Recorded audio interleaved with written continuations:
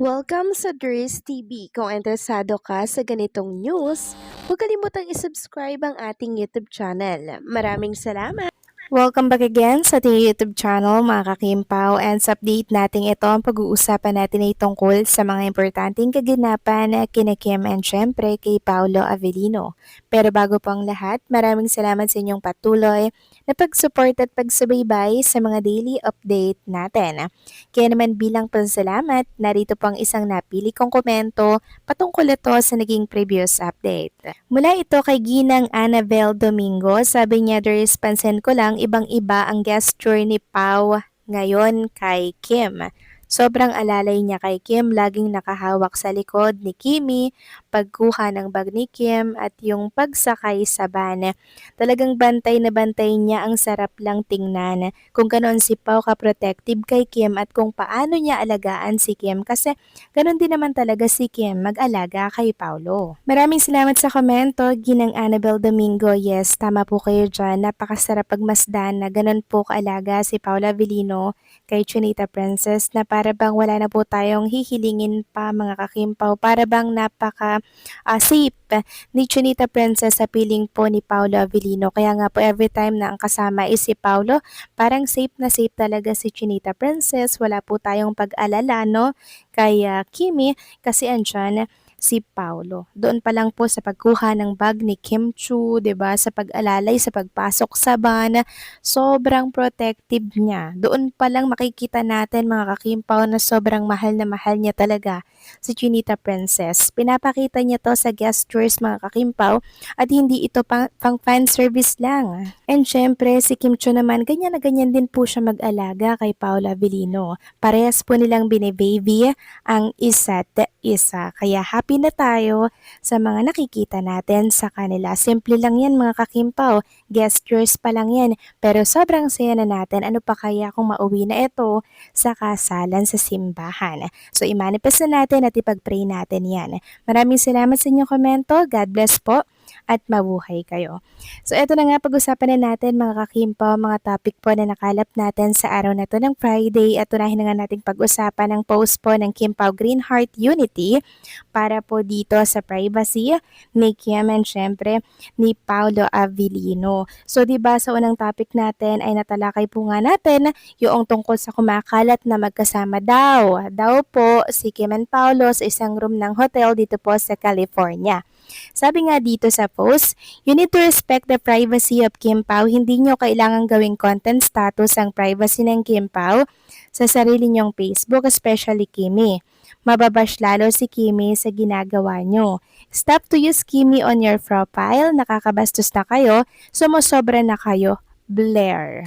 So pinangalanan niya na po mga kakimpaw yung kanyang tinutukoy dito sa kanyang post. Ano ba yung post ni Blair? Yun po yung natalakay natin kanina, na kung saan ay sabi nga po ni Blair mga kakimpaw na di umano ay magkasama nga daw sa isang room ng hotel si Kim and Paolo. Actually wala namang masama yun mga kakimpaw, lalo na kung jowa naman sila. Walang mali siya yun, and nasa tamang edad na naman sila mga kakimpaw.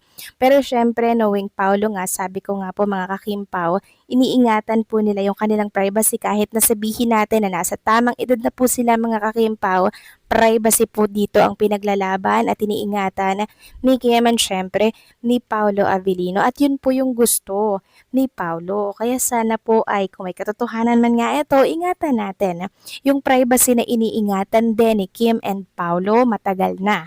Ngayon, may post po mga kakimpaw si Blair, at ganito po ang sabi niya, "Reminder na sa tamang edad na ang Kim Pao, alam nila ang kanilang ginagawa." Yan po yung kanyang resback sa post ng Kim Pao Green Heart Unity. So ayan, nagkakatalo-talo na po mga kakimpaw, no? So sana iwasan nating magtalo-talo, kasi isa lang naman yung pinoprotektahan natin, 'di ba? Si Kim and Paolo Avellino lamang. So for good vibes na lang sana, 'di ba? For good vibes na lang mga kakimpaw, kasi dapat nagkakaisa po tayo. 'Di ba? Tayo ang dapat na magtulungan. 'Wag tayong away-away dito. And sana alam din natin yung privacy na tinatawag for Kim and Paolo kasi mababash na nga na naman sila dito lalo na sa mga bashers na nakaali-aligid lang dito sa palibot natin at nangangalap ng mga pwede po na ikasira kay Kim and Paolo. Kaya ingat po tayo sa mga pinopost natin sa mundo ng social media. Sabi nga dito ng ilan sa mga netizen na nag-comment, mula po kay Ma'am Agnes, sabi niya, sa tingin niyo papayag si Kimi na may kasamang lalaki sa room niya kung hindi siya siguradong may gwarantiya na papakasalan siya. Sa status ng buhay niya sa tingin ko walang lalaki na bibitaw sa kanya ngayon. Naghanap lang kasi ng iba yung ex niya, yung pwede niyang ka-live-in noong time kasi na sila pa ni Kimi ay hindi pa tapos ni JP na pinag-aaral niya sa Canada. Kaya ingat si Kim o ayaw pa niyang mag-asawa pero ngayon sabi nga niya siya naman, yung sarili naman niya ang focus niya kasi tapos naman ang kapatid niya kaya ready na siyang mag-asawa sa tamang lalaking mahal niya.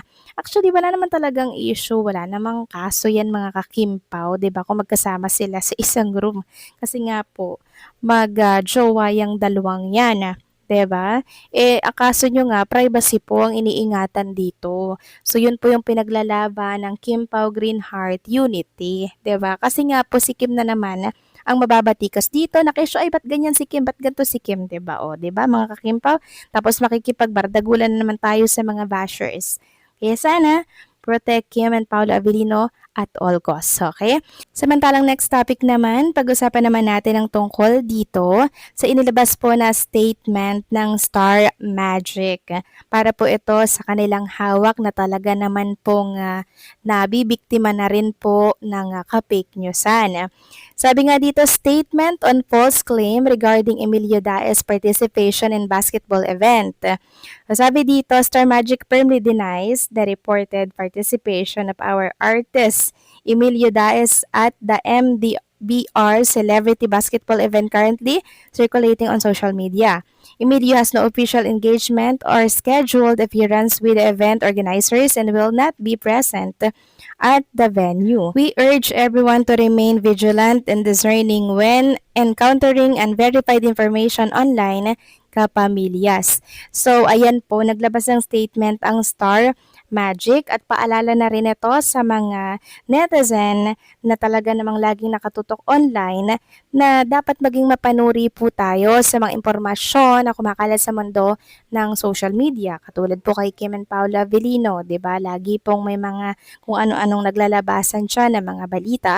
Kaya ang payo, we urge everyone to remain vigilant and discerning when encountering unverified information online, kapamilya. Since Star Magic nga pong humahawak, 'di ba, kay Kim and syempre kay Paula Avellino, syempre, meron po silang pakialam, 'di ba? Kaya nga po sila nagpapaalala na maging maingat sa mga impormasyong nababasa at nakikita sa mundo ng social media.